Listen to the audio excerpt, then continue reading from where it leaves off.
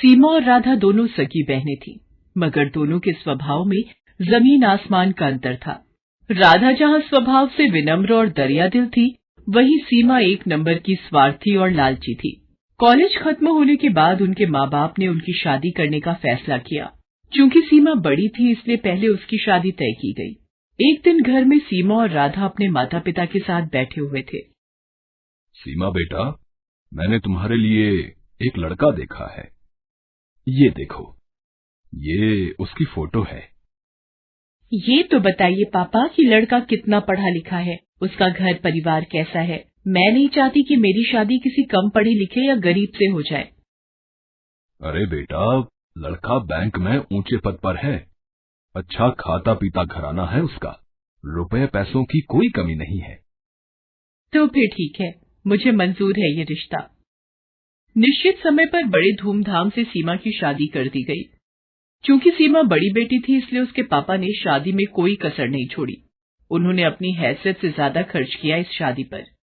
इसकी वजह से उन पर अच्छा खासा कर्ज भी हो गया। कुछ समय बाद राधा भी शादी के लायक हो गई।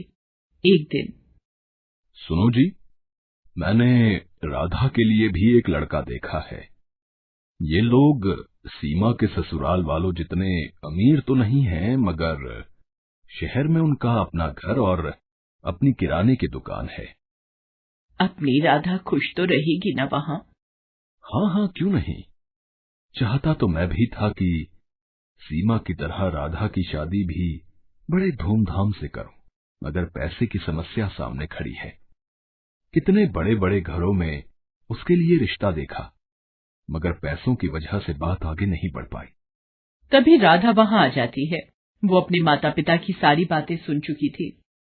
आप चिंता मत करो पापा, आपने जहां मेरा रिश्ता तय किया है, मैं वहीं खुश रहूंगी। मुझे तो बस आप लोगों का आशीर्वाद चाहिए। राधा की बातें सुनकर उसके पिता को थोड़ी शांति मिली। निश्चित समय पर बड़े ही सीधे साधे तरीके से राधा की भी शादी हो गई।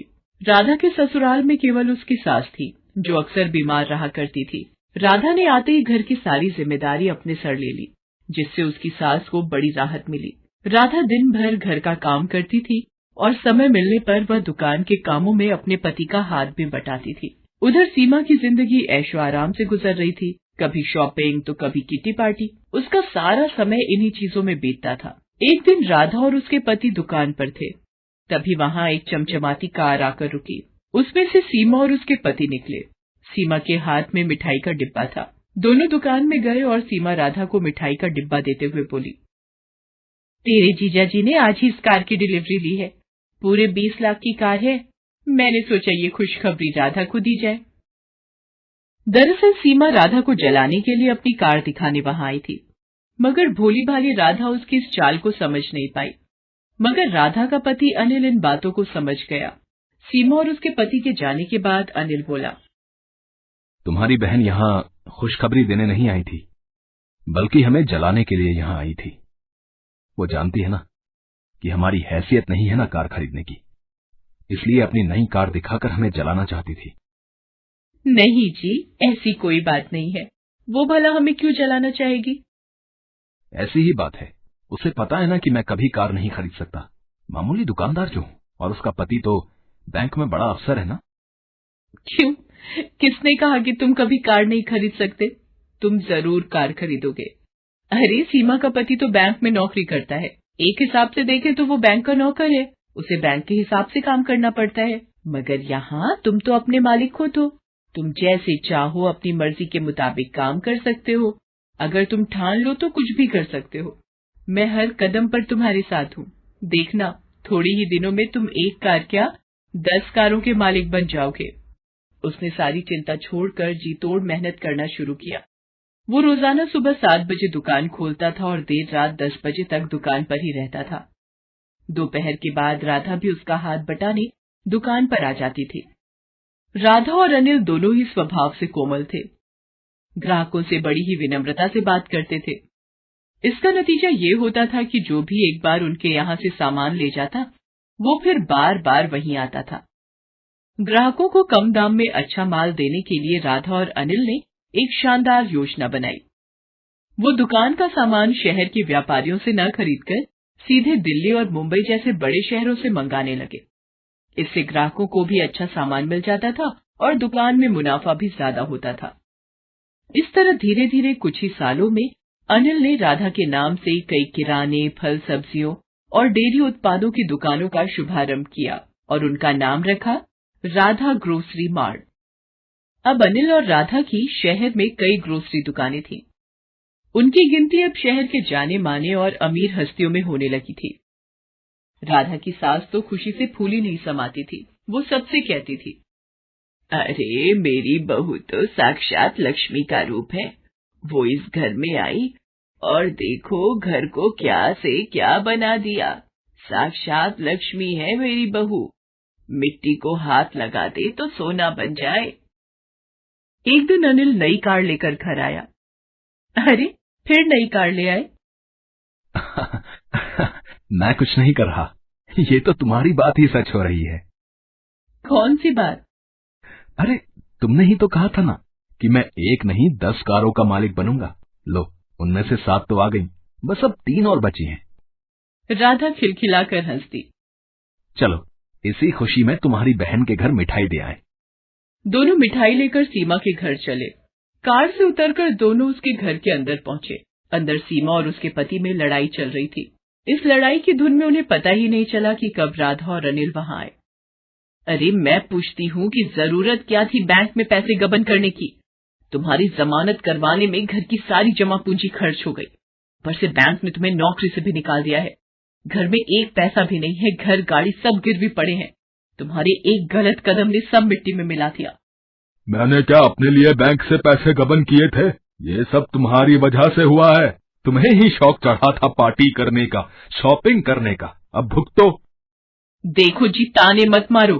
कोई और लड़की होती तो अब तक तुम्हें ठेंगा दिखाकर अपने मायके चली गई होती। तो तुम भी चली जाओ ना, किसने रोका है तुम्हें? जानते हो ना कि मेरे मायके की हालत खराब है, इसीलिए शेर बन रहे हो। अभी वो लोग झगड़ ही रहे थे कि उनकी नजर अनिल और राधा पर पड़ती है। सीमा रोते हुए राधा से लिपट जाती है। अरे आप लोग यहाँ, मैं आपको कुछ कहने की जरूरत नहीं है, हम लोग सब जान चुके हैं। मैंने सुना है इस महीने आप एक नई ग्रोसरी स्टोर खोलने वाले हो।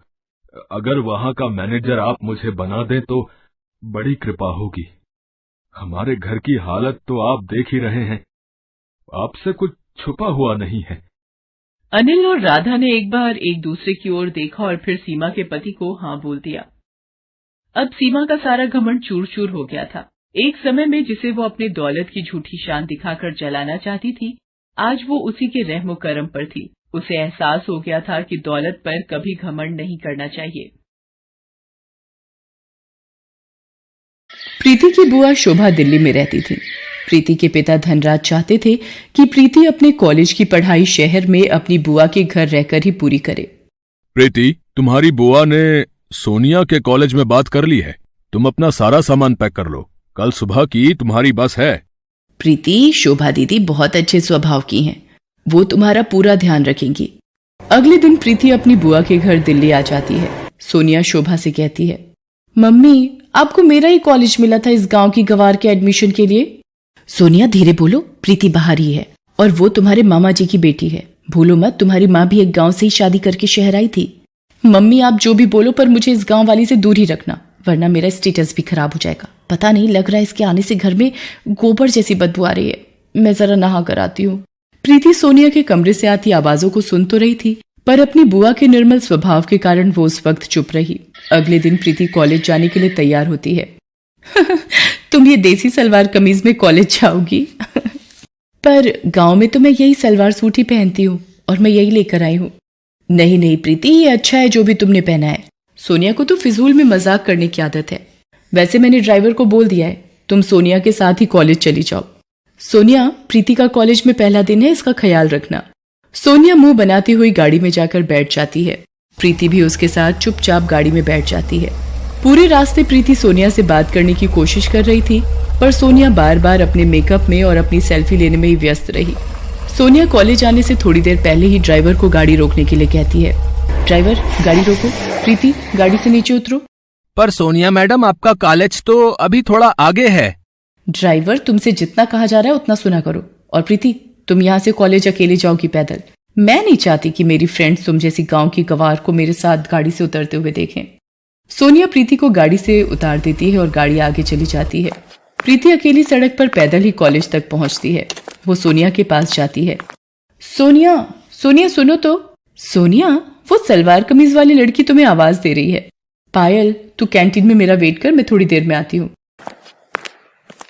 क्या बात है प्रीति, मैंने तुमसे कहा था मेरे से कॉलेज में दूर रहना, पर तुम सबके सामने इतनी तेज आवाज लगाकर क्यों बुला रही हो? सोनिया, मैं यहाँ पर किसी को भी नहीं जानती हूँ, इसीलिए तुम्हें बुला रही थी। क्या तुम मुझे सबसे मिलवा सकती हो? आज इसका सबसे मिलने का किस्सा ही खत्म कर देती हूँ।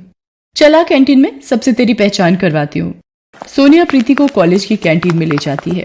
फ्रेंड्स, इससे मिलिए, ये है गांव से आई हुई एक बहुत ही सुशील लड़की प्रीति। ये आप सबके साथ पहचान करने आई है। अच्छा, आओ प्रीति, हमारे साथ बैठो। प्रीति जैसे ही कुर्सी पर बैठने लगती है, सोनिया कुर्सी खींच लेती है। प्रीति जमीन पर गिर जाती है। ओह सॉरी प्रीति, मुझे लगा तुम दूसरी कुर्सी पर बैठने वाली हो। कोई बात नहीं प्रीति, तुम इस कुर्सी पर बैठ जाओ। बेचारी प्रीति को अपमानित करते सोनिया को जरा भी लज्जा नहीं आ रही थी। कॉलेज के सभी लड़के लड़कियां प्रीति पर हंसने लगते हैं। सोनिया प्रीति को रोजाना ही परेशान करती रहती थी। कॉलेज में ही सोनिया का एक दोस्त था मोहित, वो भी बहुत ही बिगड़ा हुआ लड़का था। एक दिन, सोनिया, आज शाम की पार्टी में क्लब आ रही हो ना? देखो कोई बहाना नहीं चलेगा, आज मेरा जन्मदिन है और तुम बिल्कुल मना नहीं कर सकती हो। हाँ मोहित, तुम मेरे बेस्ट फ्रेंड हो, मैं तुम्हारे जन्मदिन की पार्टी में जरूर आऊंगी। सोनिया मोहित की बर्थडे पार्टी में जाने के लिए तैयार होने लगती है। सोनिया, प्रीति को भी अपने साथ लेती जाओ। जब से वो शहर आई है एक बार भी कहीं घूमने नहीं गई और मैं तुम्हारा नो नहीं सुनूंगी। ओके मम्मी, पर इसे बोल देना अपने सलवार सूट में ना जाए, कोई जीन्स और कुर्ती पहन ले। प्रीति भी सोनिया के साथ क्लब की पार्टी में चली जाती है। सोनिया प्रीति को एक टेबल पर बिठाकर मोहित और उसके दोस्तों के बीच चली जाती है। Hello Sonia, thank you so much, तुम मेरी पार्टी में आ गई, मानो 4 चांद लग गए। आओ डीजे पे डांस करते हैं। सोनिया मोहित और उसके दोस्तों के साथ डीजे पर डांस में व्यस्त हो जाती है। प्रीति पानी लेने के लिए काउंटर पर जाती है। तभी, कितनी गोलियां डाली हैं ड्रिंक में? बेफिक्र रहो, इतनी गोलियां डाल दी हैं कि सोनिया को सुबह तक होश नहीं आएगा। ये लोग सोनिया के बारे में क्या बात कर रहे हैं? उसे क्या पिलाने वाले हैं? मुझे सोनिया को बताना ही होगा, ये जरूर सोनिया के साथ कुछ गलत करने वाले हैं। मोहित सोनिया के लिए ड्रिंक लेकर जाता है। प्रीति सोनिया से कहती है, सोनिया, इन्होंने इस पानी में कुछ मिलाया है, तुम इसे मत पीना। ये क्या बकवास कर रही हो? सोनिया, ये लड़की कौन है? कॉलेज में भी ये मेरे साथ चिपकने की कोशिश कर रही थी, मैंने इसे भाव नहीं दिया तो अब ये तुम्हें मेरे खिलाफ भड़का रही है। बिल्कुल गांव की गवार लड़की है ये। तुम इसे मेरे बर्थडे की पार्टी में ले आई हो और ये सारा मजा किरकिरा कर रही है। मेरे से बहुत बड़ी गलती हो गई जो मैं तुम्हें अपने साथ इस पार्टी में ले आई। अभी के अभी ऑटो करो और यहाँ से रफा दफा हो जाओ। इस पार्टी में मुझे तुम्हारी शक्ल ना दिख जाए। गार्ड, इस लड़की को गेट से बाहर कर दो। प्रीति को ना चाहते हुए भी क्लब से बाहर जाना पड़ता है, पर उसे सोनिया की चिंता हो रही थी और वो सोनिया के पास वापस जाने का तरीका ढूंढ रही थी। उधर मोहित सोनिया को नशे की गोलियां मिलाकर वो ड्रिंक पिला देता है। मोहित, मुझे चक्कर आ रहे हैं, सिर घूम रहा है। अब एक काम करते हैं ना, हम ऊपर रूम में चलते हैं। मोहित सोनिया को होटल के कमरे में ले जाता है और सोनिया के नशे में होने का फायदा उठाने लगता है। मोहित, छोड़ो मुझे, ये क्या कर रहे हो? बचाओ, बचाओ। क्यों? कॉलेज में तो बड़ा स्टाइल मारती रहती हो, अब शर्माने का नाटक क्यों? मैं ही तो हूँ तुम्हारा बेस्ट फ्रेंड, मुझसे क्या शर्माना। तभी दरवाजा पीटने की आवाज आने लगती है। सोनिया किसी तरह दरवाजा खोलने में कामयाब हो जाती है। प्रीति, तू? मैंने तो... सोनिया बेहोशी की हालत में थी। इतनी देर में शोभा भी होटल पहुंच जाती है। प्रीति ने शोभा को फोन कर दिया था और सारी बात बता दी थी। शोभा ने मैनेजर से फोन पर बात की और प्रीति को अंदर आने की इजाजत मिली। सर, इसी लड़के ने सोनिया को नशे वाला पानी पिलाया था। गार्ड, पकड़ लो इस लड़के को, हमारे होटल का नाम खराब करता है। तुझे तो मैं पुलिस के हवाले करूंगा। इंस्पेक्टर साहब, इस लड़के को यहां से ले जाइए। बड़े घर के बिगड़े साहबजादे हैं ये, जेल की हवा भी खानी जरूरी है। शोभा प्रीति के साथ सोनिया को घर ले आती है। अगली सुबह, प्रीति, मुझे माफ कर दो, मैंने हमेशा तुम्हारा अपमान किया। तुम गांव से आई हो ये कहकर हमेशा तुम्हारा मजाक बनाया, पर कल तुमने मेरी इज्जत बचाकर मेरे ऊपर बहुत बड़ा एहसान किया है। मुझे अपनी गलती का एहसास है। क्या तुम अपनी बहन को माफ कर दोगी? हाँ, एक शर्त पर माफ कर सकती हूँ। कॉलेज की कैंटीन का समोसा मुझे अपने हाथों से खिलाओगी? उस दिन के बाद से सोनिया का स्वभाव प्रीति के लिए बिल्कुल बदल जाता है। शोभा भी ये सब देखकर बहुत खुश होती है। शहर की छोरी, गांव की गोरी एक दूसरे के दिल में प्यार की जगह बना लेती हैं।